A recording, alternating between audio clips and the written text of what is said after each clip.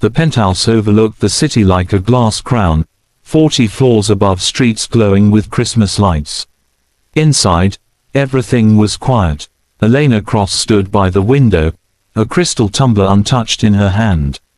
At 38, she was the youngest CEO in the company's history. Billion-dollar deals, magazine covers, private jets, she had checked every box the world said mattered. Yet on Christmas Eve, the silence pressed against her chest.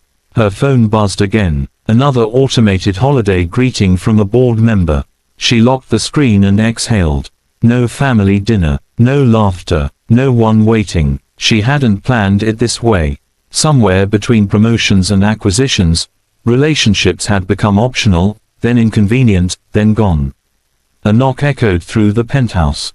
Elena frowned. No one ever came unannounced. She opened the door to find a man standing awkwardly in the hallway, holding a small overnight bag. Snow clung to his coat, his hair damp from melted flakes. "I'm sorry," he said quickly. "I think I've got the wrong floor." Elena hesitated. "Who are you?" "Daniel. Maintenance subcontractor. I was supposed to stay at the building's guest unit, but the system messed up. They said all units are occupied." She looked past him. The hallway was empty. The concierge desk downstairs would be closed by now. He shifted his weight. "I can find a hotel. It's just, everything's booked because of Christmas."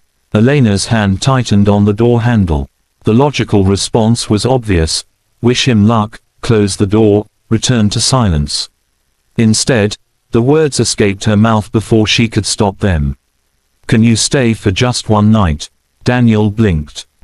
What?" She surprised herself with a small, nervous laugh. "I mean, there's a guest room. I don't usually." She paused, then said quietly, "I don't want to be alone tonight." The honesty hung between them. After a moment, he nodded. "Okay, just for the night." They ate reheated soup in the massive kitchen, sitting across from each other at a table built for 10. Daniel told her about growing up in a small town where Christmas meant borrowed decorations and too many people crammed into one house. Elena listened, genuinely listened, something she hadn't done in years. "And you?" he asked. "Family." She smiled thinly. "We stopped being close when success started taking all my time. Or maybe I let it." Later, they sat by the fireplace. The city glittered outside, but inside, the warmth felt unfamiliar and welcome. "You don't seem like someone who's lonely," Daniel said. Elena stared into the flames. "Loneliness doesn't care how successful you are." He nodded, understanding without pity. When the clock struck midnight, snow fell heavier.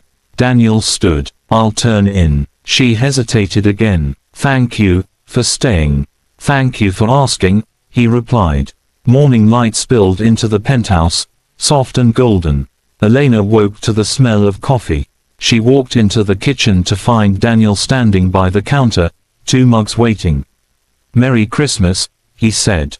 She felt something tighten behind her eyes. "Merry Christmas." They talked more that morning, about books, regrets, quiet dreams neither had shared in years. When it was time for him to leave, Elena walked him to the door. "So," Daniel said, adjusting his coat. "Back to the real world." Elena nodded, then surprised herself again. "Would you like to have dinner sometime? Not out of loneliness, just because I'd like that." He smiled, warm and genuine. "I'd like that too." The door closed behind him. Elena stood still, then laughed softly. For the first time in a long time, the penthouse didn't feel empty. She looked at her phone and typed a message, not to a board member, not to a client, but to someone who mattered. Sometimes, she realized, having everything meant nothing, until you asked someone to stay.